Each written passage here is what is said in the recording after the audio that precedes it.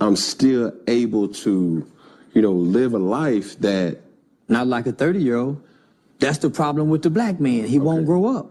He won't grow up. He still want to be 40 and live like he's 30. What's wrong with being 40 and living like you're 40? Why you still want to live younger? The goal is to grow old, not get younger. So the goal ain't to keep all my black hair. The goal ain't to go and put a whole bunch of pretty white new teeth in my mouth the older I get. I'm going to lose a side tooth. It's okay. I'm getting old. Nigga, I'm going to get a bald spot. It's okay. I ain't got to go get the man weed. So that's what's happening, homie. We shaming old. So that's why the old niggas saying, oh, look at you, old nigga. Because we shame to be old. So our kids shame the old. Ain't nothing wrong with 40 being 40, my nigga. Yeah.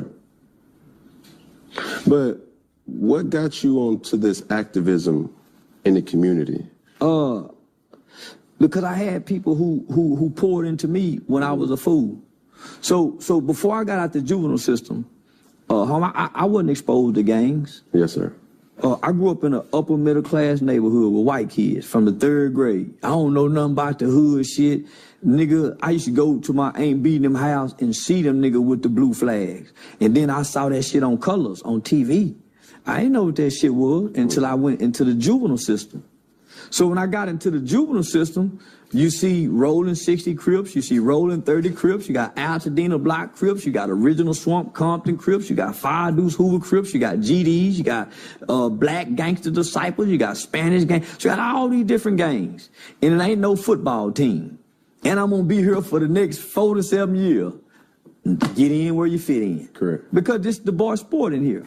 So nigga, I joined the game. And when I got introduced to it, coming from and I want to say this to all the mamas, coming from a single parent home with just mama in the house, never been spanked by a man, never been disciplined by a man, never had a hug from a man, never been kicked in the ass by the man. When I got introduced to the gang, it was everything I was looking for. Nigga, I got an uncle in the gang. I got a big homie. I got a nigga playing OG just like the daddy. Yeah. I got brothers. These are your male figures. There you go. And they ain't number 2, 3 years older than me. Yes, sir. It's like the nigga in the 9th grade looking up to the senior. So, it's like the nigga in the 8th grade looking up to the 11th grader. He like a big homie. He like daddy. It's like the nigga in the 6th grade looking up to the nigga just got in college. He's still a kid too. But the 6th grade nigga don't know this. Correct. These the big homies now, nigga. These the daddies. These the uncles. And nigga, I fit right in, and I became the little homie everybody loved. And I worked my way up the rankings, showing out for them niggas. I just want to be accepted, nigga, so I'm gonna do what these niggas won't do. I'm the little nigga all the big homies love. So yeah, nigga, but it's people like me that's sitting back coming to work every day looking at this little nigga, reading books. Looking at him, his test scores, seeing he's smart, he got potential. His mama coming to see him. He making phone calls, he getting mail, he getting cards, he getting letters. Man, this little boy playing. These other kids ain't getting none of this. So you got workers who sitting back looking at the dynamics of all these kids they work with. And it's their job to say, man, why y'all hanging together? Y'all don't fit together. So it was the workers who were seeing the good in me. I ain't seeing the good in me because I'm playing bad. They seeing past the act. It's a facade. It's just a facade. Homie, I'm playing. Nigga, I ain't even none of this shit. That's why it was so easy to quit when I got my senses. So it's some niggas get stuck playing that because they don't have no out. You said something though, and I want you to say it. Nigga, I got an out. I'm smart. Yeah. Nigga, I can pass my GED. I can take college courses. Nigga, I can go before the parole board and look at all these white people out and talk. It's a lot of niggas can't. Yeah. So they don't have no out.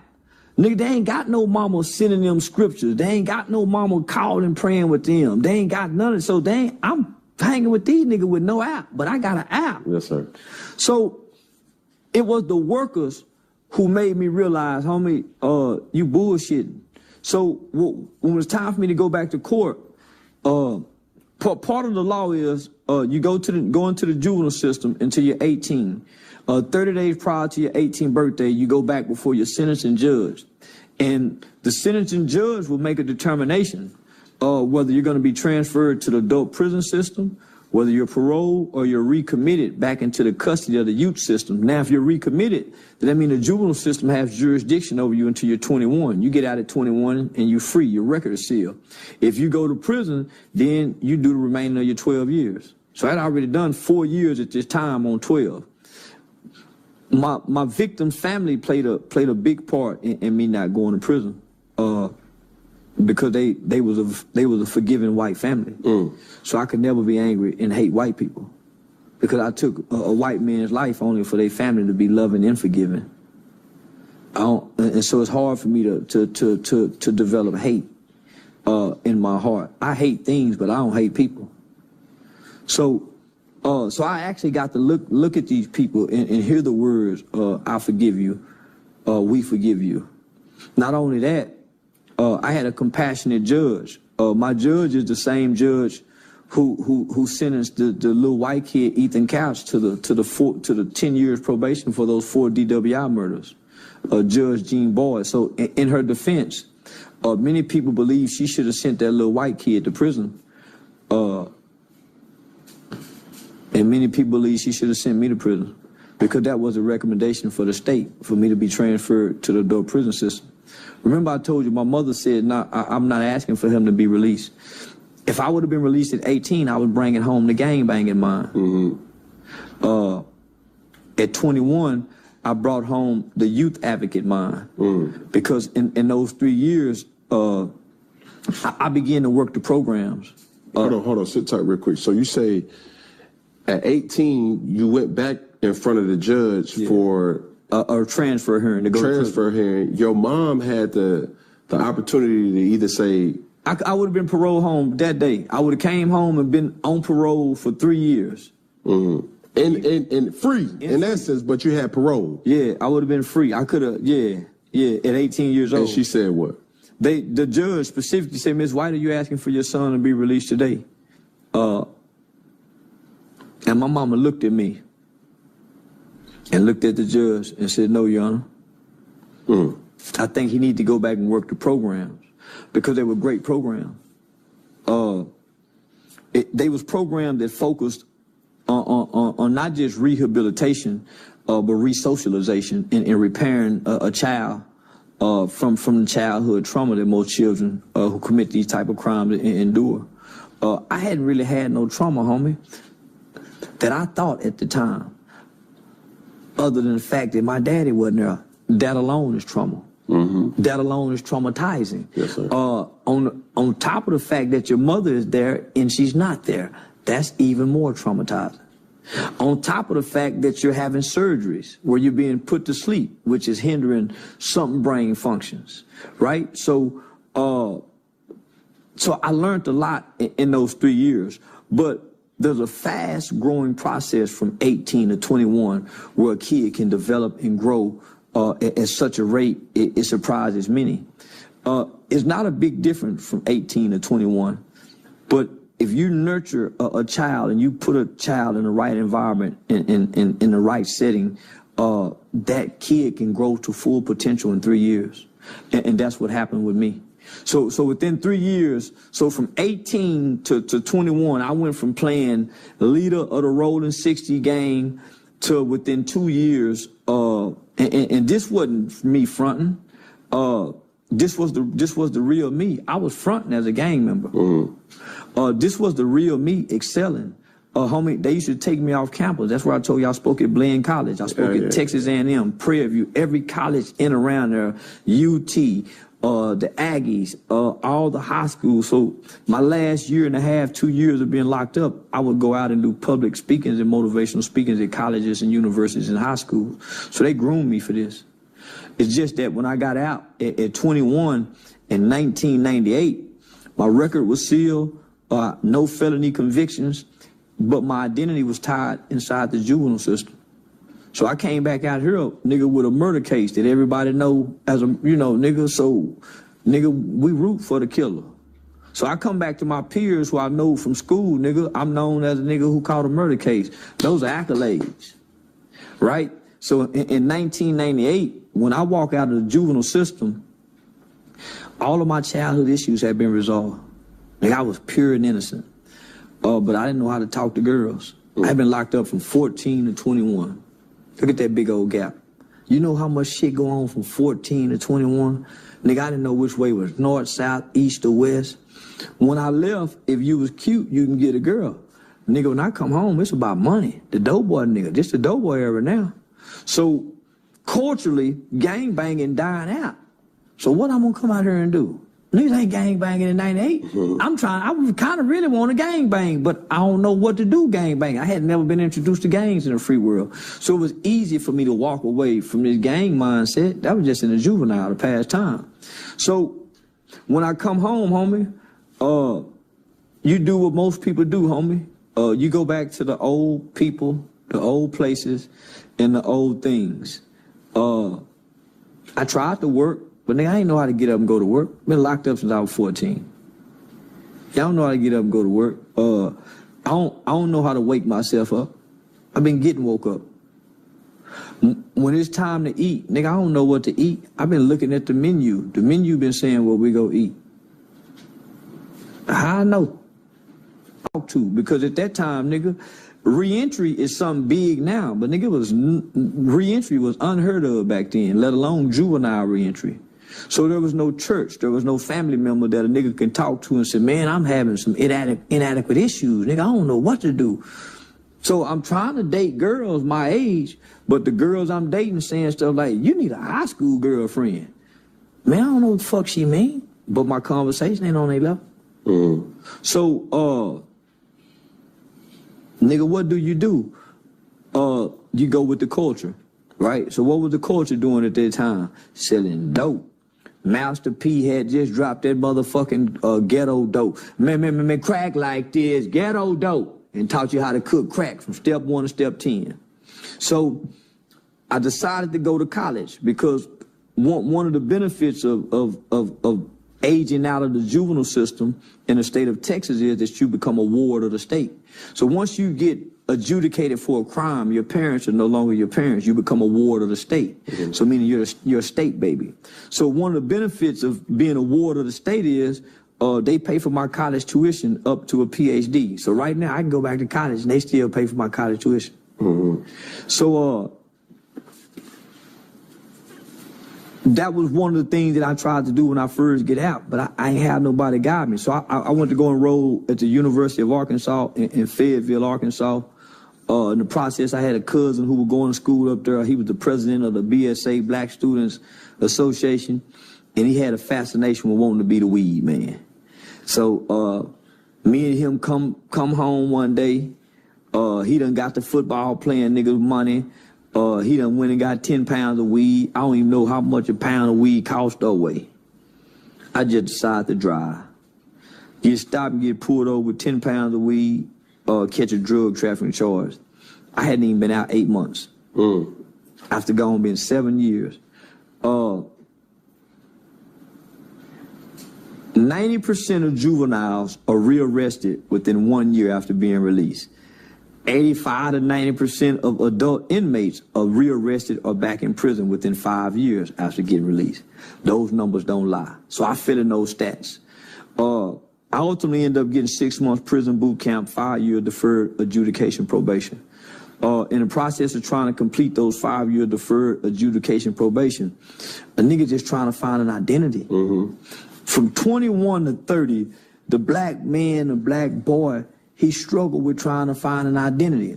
That's why you see him in his 20s, and from 19 to 21, he hanging with a certain group of niggas. He trying to find somewhere to fit in. Then he with this group of niggas. He trying to find somewhere to fit in. Then he over here trying to do this. It wasn't until I started having children that I found an identity. Because other than that, nigga done pimp, nigga done sold drugs, nigga done robbed, nigga done all the things we think we supposed to do in the streets other than rape, child molest, and shoot dope. Right? So all the gangster shit we think we supposed, so nigga go try all that shit, homie, and God bless me not to, get in no trouble, catch no time. So I hadn't been in no trouble as an adult that'll warrant me to go do a bunch of motherfucking time. I've been submerged. I haven't been a criminal. I've been submerged in the criminal elements of our society because of our culture. Right? So What do you mean by that? A nigga get a job and have a quarter pound of weed at the warehouse and be selling weed at work just to have a little extra money for gas. Correct. A nigga have a homeboy who sell weed and got another homeboy who trying to buy some weed, and here, middleman, a little drug dealer, get him extra $700. So I was submerged in the criminal elements, trying to find an identity. But that's all you know, too. Well, it wasn't all I know. Because I'm educated, homie. Yeah. I can read, I can write, I can do a resume, I can go get an interview and can sell myself in an interview to get a job. Because those are the things I started doing when I was tired of doing wrong. You're doing wrong because you think wrong is the right thing to do in the mind state that you're in. Right? We got an element of our culture to tell us doing wrong is right. You got your parents teaching you what's right and what's wrong. When you do wrong, it don't feel right, even when you try to justify it. And so that's where I had gotten in life, homie. I had a son, and I knew that I have options. Man, my nigga them got to sell dope because they mama was on crack. They have to do this. I don't. And so that's when that light came on. That's where my fear came, because I started telling myself that it's only so much mercy that God can give me because I know better. Mm-hmm. I ain't supposed to be doing this. They is. And maybe they ain't, but nigga, I know I'm not. So once I was able to gather that concept, I was 25, 26 with a full brain then. Mm-hmm. Now I'm rationalizing because now I have a son. And I want to give this little boy something that I never had. And I didn't know nothing about being no good father, no bad father. I don't know shit about that. Cause you didn't have that. I just wanted to be a her father. Mm-hmm. Yeah, I just wanted to be a her father. That he can come in there and pull them eyelids open.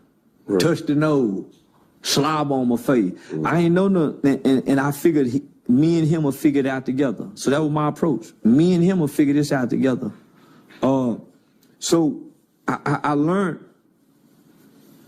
when I was becoming an overbearing, mean, frustrated parent, when a little boy asked me, "Daddy, you mad about something?"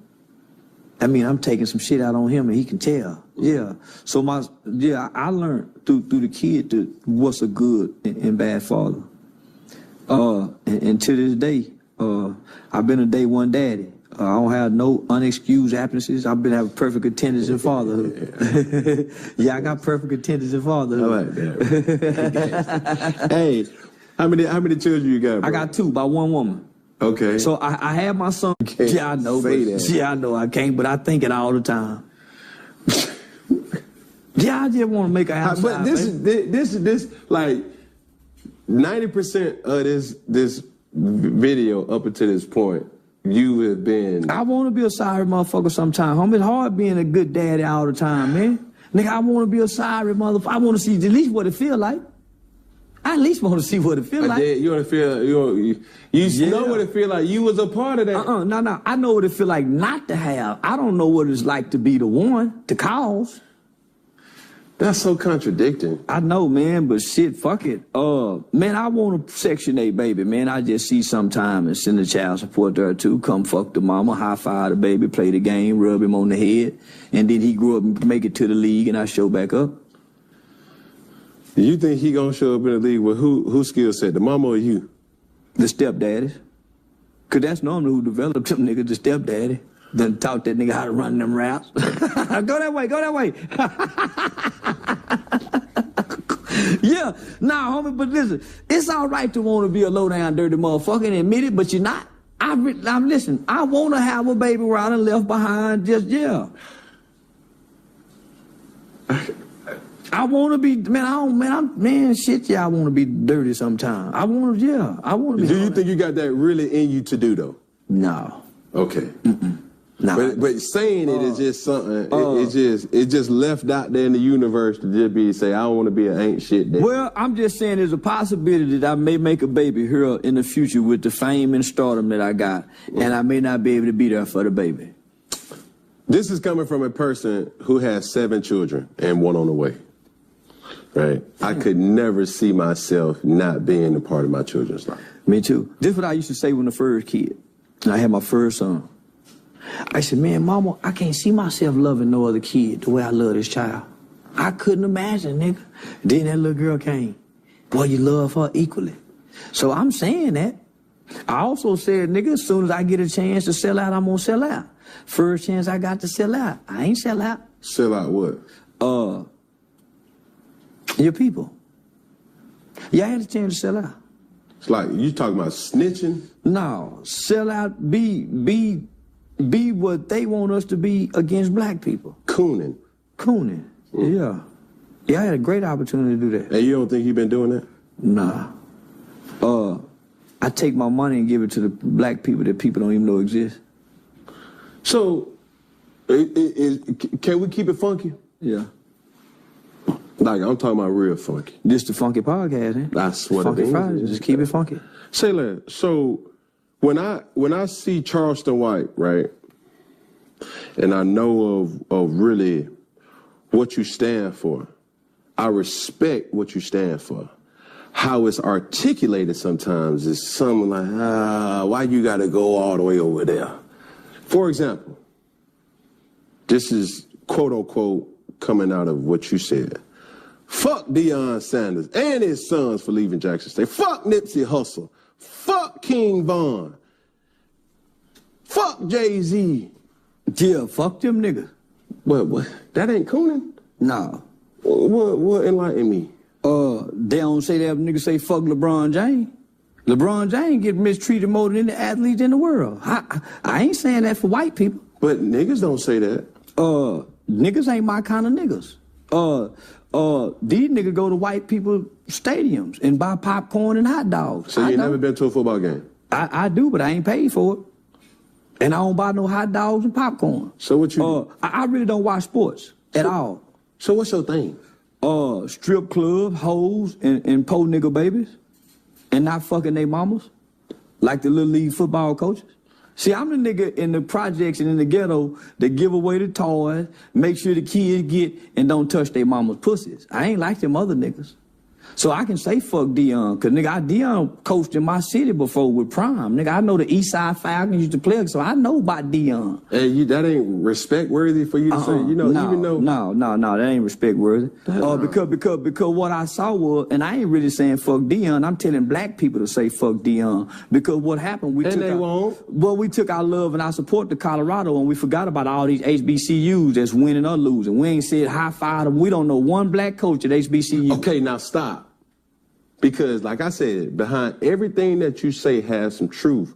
But to that, I would suggest you say in that statement, I ain't gonna say per se, fuck Deion. But look, let's leave that part out. I'm saying it. But what we receive would be like, yo, even though Deion Sanders had to make a professional decision to go chase a bag that Jackson State didn't necessarily have, let's not forget about the other HBCU coaches that's out there. Let me just say, Deion knew they didn't have a bag when he took that on. It was already an agreement that we know we go struggle. He even agreed to give portions of that to that facility. He already knew this. The white folks just came and do what they always do. Come get the nigga and take the attention that he was going to bring to the spotlight on the HBCU. Now this big old light that could have been on these HBCU is now on this one white school that's 92% white. So let me ask you this. If you was in Deion Sanders' situation, you would have stayed at Jackson State? No. You missing what I'm saying. No, you missing what I'm saying. I ain't saying fuck Deion. Deion done what he was supposed to do as a husband and the coach. I'm saying fuck the husband and the coach. Nigga, we don't rally behind no nigga that'll sell out for the white man job. Nigga, go get with the nigga that's still with the niggas down there on that field with them hoes in it, like the schools and the shoes. That nigga, we always had a Negro league. Stay in the Negro league, my nigga. Why you gonna take our best and our brightest? So you done went and took the best and the brightest players over here for who to benefit? Not your people. And you done took all your people with their fame and their support for who? A school that's 92% white, and y'all ain't gave not one game to the black HBCU. Not Grambling, not Pratt, not one. No celebrity. So you're going to come over here and rally all the best and the brightest players to come over here on Whitey's porch. And you the bait, sir. You and your son, y'all the bait. Nah, my nigga, I ain't with that. So I'm saying fuck him and his son. Nigga, why y'all ain't doing this same support for these little league football teams in y'all city that help them babies get to where Dion is? They don't get that kind of support. They stand on the corners and have the cheerleader little girl looking like hoes dancing, begging for money with buckets. Okay, now let me... That's just the little league fundraiser. Let's just keep it a buck, all right? Honestly, it make me feel a certain type of way. Now, I'm going to get to King Von and Nip, but we on Dion right now. Yeah, we on Dion. It just make me feel a certain type of way because I respect Dion and what Dion got going on. So it's hard for me to hear you say that in a way where I know Deion Sanders' impact in our culture has did way more than anybody else in this society that we're in. What impact have Dion had? He brought notoriety to a space that, in essence, really wasn't there before. What, Denver, Colorado? He brought notoriety to Colorado. To Jackson State. He brought notoriety to Jackson State. Then he took it where? To Colorado. Okay. Now, to make my point, all right? So I'm asking you, Charleston White. You go to a... Matter of fact, can we keep it funky? Mm-hmm. What's the most that you've ever gotten to do or to be Charleston White? $40,000 for a 2-day interview. Okay, $40,000. Now, if you could say I could change that $40,000 to $400,000, would you just leave that $40,000 or would you go get $400,000? I'm gonna go get $400,000. Is that not what Deion Sanders did? Mm-mm. Okay, what did Deion Sanders do? Deion's son is a star quarterback that he's trying to get to the league, and he's fathering his son to the league with nobody else's children in mind. And he's getting a pretty big check to do it. And what he's doing is he's robbing black people of their star power. He's robbing black people of their economics because he done took it and gave it to the white man. Because the space that you speak of, why not send it back there too? Why leave it here? Why the baby? Why Lil Wayne? Why all these major people don't go stand on the sideline of coaches that's not a celebrity? Why they don't do it to people who not celebrity? Why? Because this is what I know about black people. They worship and they idolize celebrities. That's why they are worshiping and idolizing Dion. They worship and idolize celebrities. And so I'm here to say, fuck them celebrities. From King Von to Nip. Because when us regular people when we need help, they don't step down and come fuck with us. That ain't true. Man, I've been in the community for the last 12 years. Man, I know Dion lived in Prosper, Texas, Dallas, Texas. Dion wasn't never there outside of his prime organization football. But that's him there, though. That's why I'm saying fuck him. Because I was in the community with him. I was at the football game with him. I watched how his arrogance walked past the parents and the kids. I saw how arrogant he was to his people. He ain't loving. Man, I done fought with the police. I was at every city council meeting. So when the football and celebrity nigga go to talking, I said, man, y'all talking from up here. I'm talking from down here with these people. I'm in the schools. I'm in the juveniles. I'm in the jails. I'm in the prison. I'm standing on stands swearing on murder cases and capital murder cases. Man, y'all talking from up there. It's easy to say fuck y'all. Easy to say fuck Dion and his son who driving a Rolls Royce, and these kids down here dropping out of school to go strip and sell pussy because they daddies don't have the money to send them because they can't eat, but he got a Rolls Royce that won't pay the parking fine. Now keep putting it in their face. Keep showing up, putting them watches in them kids' face. That's why y'all got robbed in UCLA. See, that's what I'm talking about. The Bible speaks for the least of those. Those kids up there ain't the least of those. That's why I talk about